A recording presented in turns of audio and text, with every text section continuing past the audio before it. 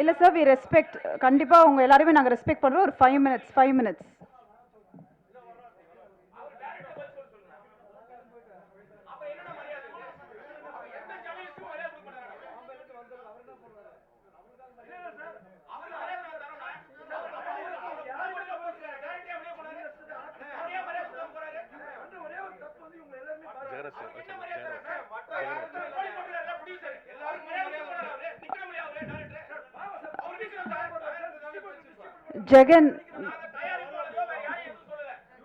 ஜெகன் எங்க இருந்தாலும் கொஞ்சம் வாங்க மேடைக்கு ப்ளீஸ்.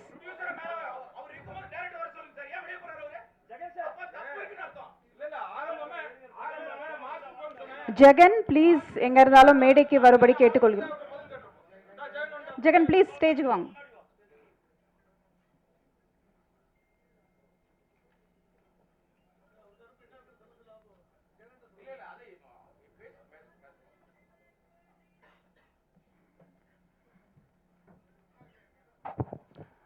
அனைவருக்கும் வணக்கம்.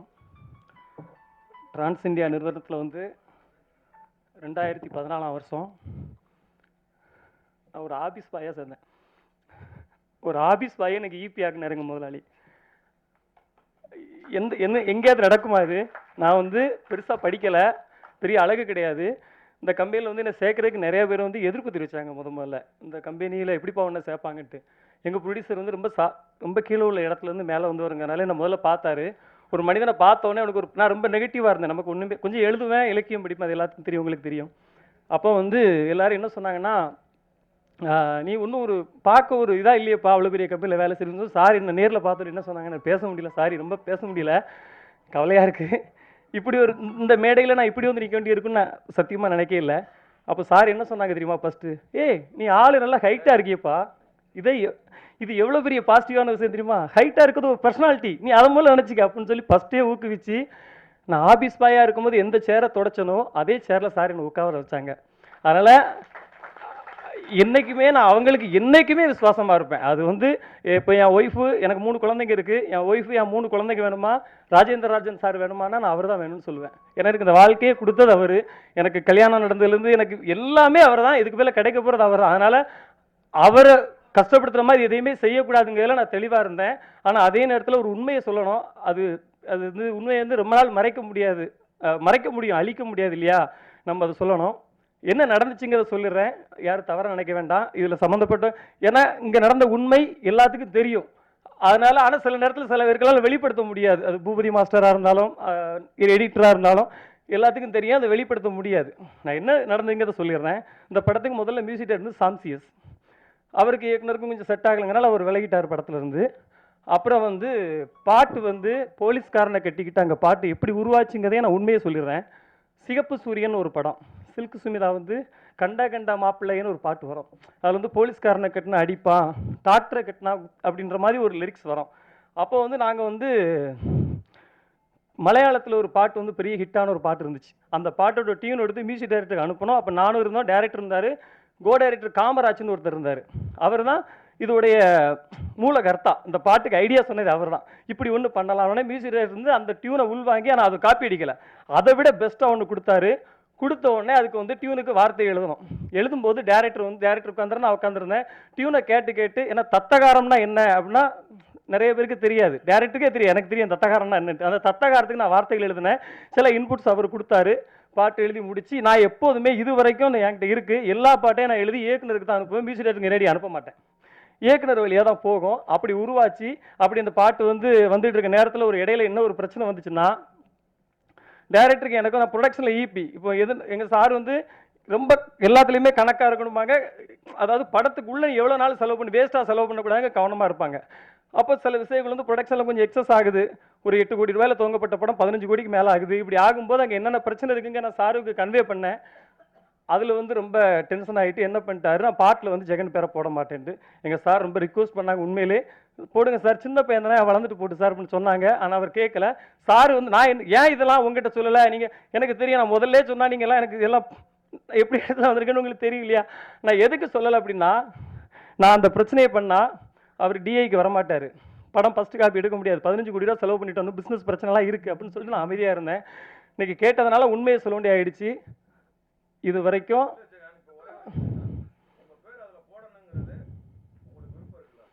அண்ணே நான் கண்டிப்பாக கண்டிப்பாக கண்டிப்பாக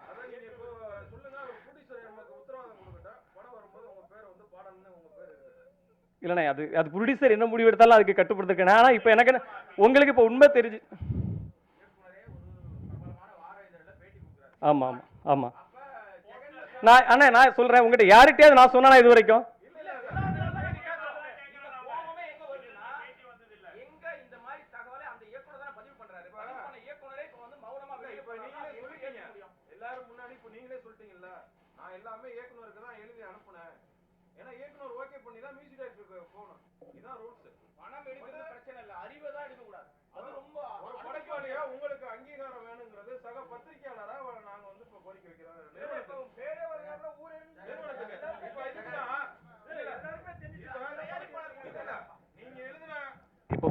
இப்போ பாருங்க இதுதான் ஃபர்ஸ்ட் டைம் என் கவனத்துக்கு வந்திருக்குது. நீங்கள் இதை பேசிட்டு போயிட்டு இருக்கோம். இந்த ஃபங்க்ஷன் முடியாது. அதில் இதை நான் ரெண்டு விசாரித்து என்ன படம் நாங்கள் டிசிஷன் எடுக்கிறோம். நான் ஜெகட்டும் பேசிக்கிட்டு பேச முடிவு எடுக்கிறேன். இல்லை ஆமாங்க ஒரு ஒரு ஒரு 4 பாட்டு மெயினான பாட்டு அந்த பாட்டு 4 3 ஒரு சின்ன சின்ன பாட்டு 4 வரிகள் தான் வரும். அது வந்து இயக்குனரே சொன்னது தான். ரொம்ப நன்றி ரொம்ப நன்றி. அதாவது தரணியது அழிந்தாலும் சத்தியம்தான் அழியாதப்பான்னு ஐயா வைகுண்டர் சொல்லுவார். அந்த சத்தியத்துக்கு சாட்சியாக நீங்களாம் இருந்ததுக்கு ரொம்ப நன்றி. என்னால் யாரும் மனவருத்தப்பட்டிருந்தா நான் பாதம் தொட்டு மன்னிப்பு கேட்டுக்கிறேன். நன்றி. Thank you so much.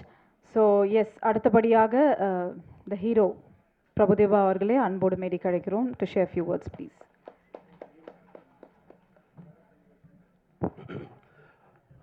எல்லாருக்கும் வணக்கம். அண்ட் ஜாலியோ ஜிம்கானா ஃபஸ்ட்டு என்னோட நன்றி ப்ரொடியூசர் சாருக்கு சொல்லிக்கிறேன். ஏன்னா இந்த மாதிரி ஒரு கதையை ஓகே பண்ணுறதுன்றது ஒரு கட்ஸ் வேணும். அவர் அந்த ப்ரொடியூசர் சார் வந்து very passionate and very brilliant. Scene எடுக்கும்போது கூட இப்படி ஆராய்வார், அதெல்லாம் ஆராய்ஞ்சு இப்படி இருந்து அப்படியெல்லாம் சொல்லியிருக்காரு. அது ஃபுல் ஆஃப் பேஷன் அவர் ப்ரொடியூசர். ஃபர்ஸ்ட் ஆஃப் ஆல் ப்ரொடியூசருக்கு இப்படி ஒரு ப்ரொடியூசர் நம்ம தமிழ் இண்டஸ்ட்ரி எனக்கோட ஆக்சுவலாக 4வது படம்ன்ற ஒரு படம் எனக்கு தெரியும். பட் 4 படம்ன்றது எனக்கே ஒரு ஆச்சரியமாக இருந்துச்சு. அண்ட் இப்போ இன்னும் நிறைய படம் எடுக்கிறாரு. So my best wishes. உங்களை மாதிரி ஆளுங்க டெஃபினட்டாக தமிழ் இண்டஸ்ட்ரிக்கு தேவை. Thanks for this film also இருக்கு. அப்புறம் சக்தி சீதாபுரம் ரொம்ப வருஷமாக நமக்கு தெரியும். நம்ம இப்போ டைரக்டரு அந்த மாதிரி இல்லை, நல்ல ஒரு ஃப்ரெண்ட்ஷிப்பில் போயிட்டுருக்கு. அண்ட் இந்த படம் அதே மாதிரி ஃப்ரெண்டுன்றதுனால எதோ எல்லாம் சொல்கிறல, அவர் நல்ல கதையெல்லாம் கொண்டு வந்தார். இது ஃபர்ஸ்ட் ஆஃப் ஆல் அதான் அவர் சொன்னார்ல அந்த கதை எப்படி வந்தது அப்படியெல்லாம். Thanks to Sakthi also. And wonderful screen play. First of all இந்த படத்துக்கு ஸ்க்ரீன் பிளே எனக்கு ரொம்ப பிடிச்சிது. அதனால தான் நம்ம பண்ணோம். Thanks to Sakthi also. இப்படி ஒரு கேரக்டரை எனக்கு கொடுத்ததுக்கு ரொம்ப நன்றி. அண்ட் தென் எடிட்டர் நம்ம இதுக்கு முன்னாடி கூட அவர் பண்ணோம்ல. ஸோ அந்த படம் and brilliant work Niranjan. Boopathy நம்மால் தான். My best wishes. இன்னும் நிறைய இருக்குது உங்களுக்கு. அண்ட் அஸ்வின் ஏற்கனவே இன்னொரு படம் பண்ணியிருக்கேன். அந்த படத்துலையும் நல்ல சாங் இருக்குது. அது வரும் கூடிய சீக்கிரம். இந்த படத்துலையும் ஆக்சுவலாக நான் எதிர்பார்த்ததோட நல்லா ரீச் ஆகிருக்கு. Very good Ashwin. இன்னொன்று நீங்கள் நிறைய போக வேண்டியிருக்கு. Wonderful job. My best wishes. And Robo Shankar first நம்ம பேக் டு ஃபார்மில் வந்திருக்காரு. I am so happy and very எல்லோரும் சொன்ன மாதிரி full of talent, bundle of talent. Nice working with you Robo. அப்புறம் கேமராமேன் தான் ஃபஸ்ட் டைம் நான் ஒர்க் பண்ணுறேன் கணேஷ்கிட்ட. நமக்கு சுத்தமாக ஐடியா இல்லை.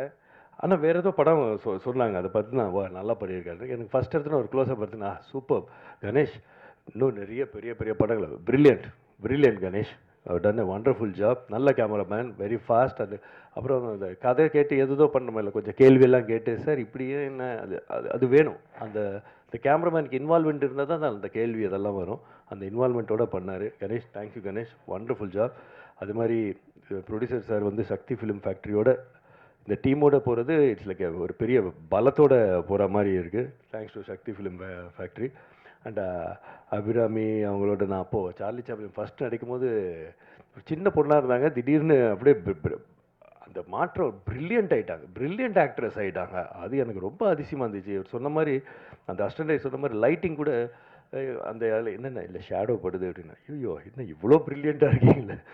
Brilliant actress. அண்ட் எந்த கேரக்டர் கொடுத்தாலும் அப்படியே சரி வந்தோமா பண்ணோமான்லாம் போயிட்டு இருக்க மாட்டாங்க. அதில் நல்லா அவங்களுக்கு இன்வால்வ் பண்ணி இன்ட்ரெஸ்ட் எடுத்து தன்னால் இந்த படத்துக்கு என்ன கொடுக்க முடியுன்றதை அதை பண்ணியிருக்காங்க. Brilliant. You are too good.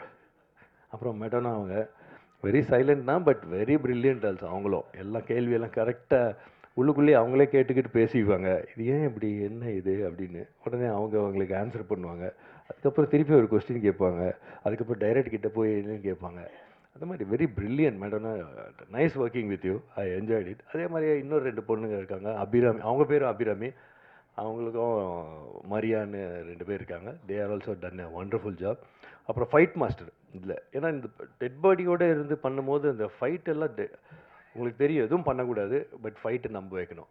2 பேருக்கும் அந்த 2 பேர் பண்ணியிருக்காங்க. ஒன்று மேத்யூ, இன்னொன்று நம்ம தினேஷர் பையன், நம்ம தினேஷ் ஆக்டர் தினேஷ், தளபதி தினேஷோட பையன், அவர் கிளைமர். பிரில்லியண்ட் ஒர்க் பண்ணியிருக்காங்க. அண்டு சார், ராஜன் சாரோட ப்ரொடக்ஷன் சூப்பர். அவங்க டீம் வெரி குட். எல்லாருக்கும் நன்றி. ஜாலியோ ஜிம்கானா 22 நவம்பர் ரிலீஸ் ஆகுது, பாருங்கள். அதே மாதிரி பத்திரிக்கையாளர்களோட ஒற்றுமை எனக்கு ரொம்ப பிடிச்சிது. அதே மாதிரி நாங்களும் இருக்கணும்னு நினைக்கிறேன்.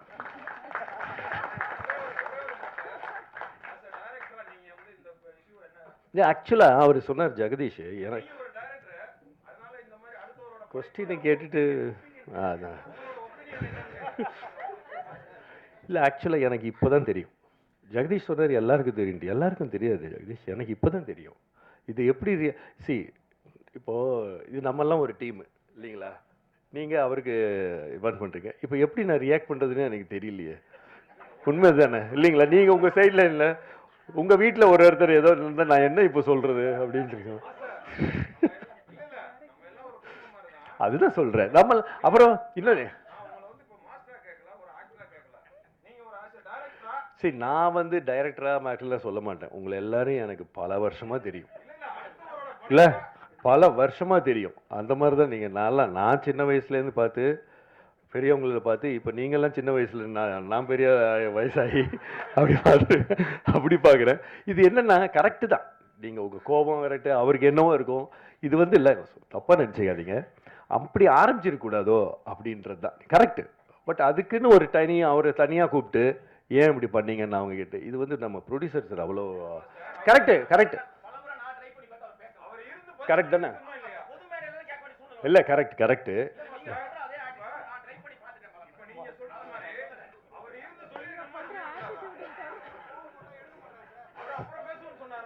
சரி, கரெக்டு தான். அதுக்கு இல்லை கரெக்டுங்க. அதுக்கு ப்ரொடியூசர் என்ன பண்ணுவார்? கரெக்ட், அது அவரோட ஃபங்க்ஷன் இல்லையா? இல்லை எதுக்கு பாதிப்பு? நீங்களாம் நம்ம ஆள் தானே, நீங்கள் என்ன நம்ம சிச்சு அப்படியெல்லாம் நினைக்கிறது.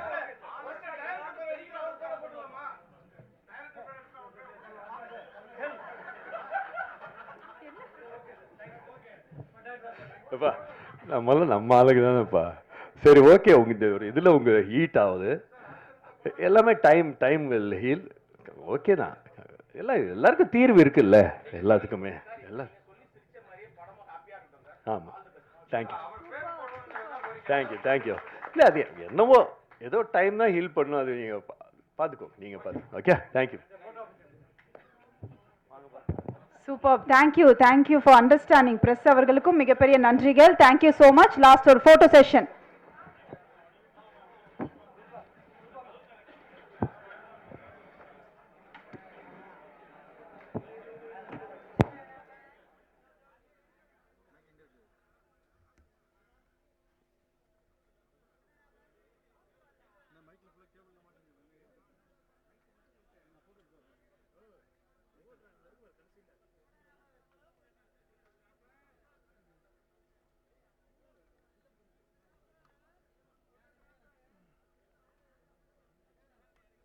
கேபிள் இவ்வளோ டைட்டாக இருக்கு. எச்சராக தான் செம்ம டைட்டாக இருக்குங்க. செம்ம டைட்டாக இருக்குது, இழுக்க முடியல.